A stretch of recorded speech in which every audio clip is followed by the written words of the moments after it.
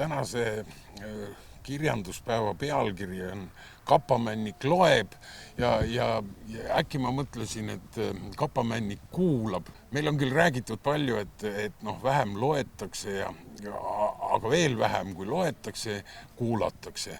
Ja siis täna äkki mind täiesti üllatas see, kui palju Kohila inimesi sattus siia Männikusse kuulama sellist asja, mille nimi on kultuur, mille nimi on luule, vaatama ja kuulama kirjanikke.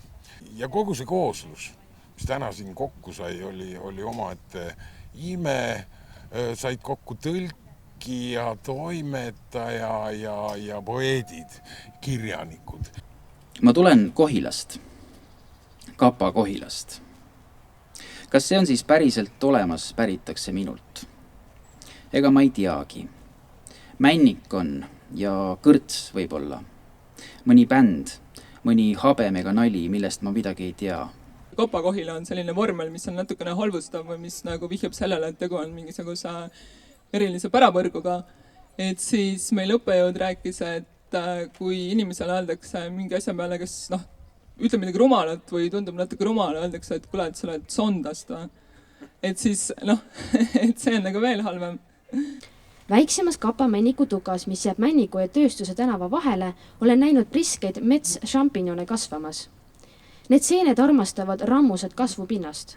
Sealkandis on alati kambad kogunenud ja väetajatest juba puudust ei tule, sellest ka hea rammus muld. Miljonäri põlves muud kui kardad ega elust õiget rõõmu tunne. Kuulatades ega tule vargad, ööselgi ei julge jääda unne.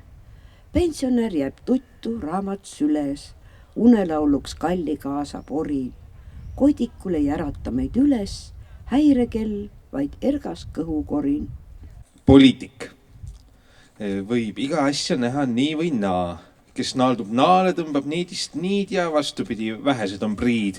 Me viskleme kõik ühes samas võrgus, mis nõnda tihedana liibub liik meile, et lämbuv sisehääl jääb kinni kurgus. Võib igat asja näha naa või nii. Must muutub valgeks, valevas saab must, kes mäletab, kui pole tunnistust.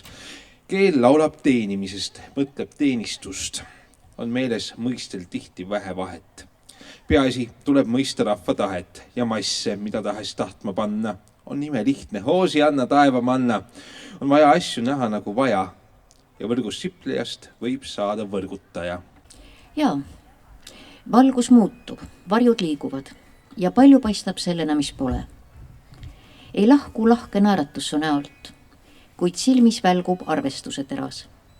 Kes arvustatusega harjunud, ei raiska aega häbenemisele. Eks iga imponeeri oma emisele. Ootus. Lõputu ootuse nirisev nektar jätnud mu rammetult janunema. Hommik hiilib end õhtuks, koiduks igatsen öö. Hommik hiilib end õhtuks, koiduks igatsen öö.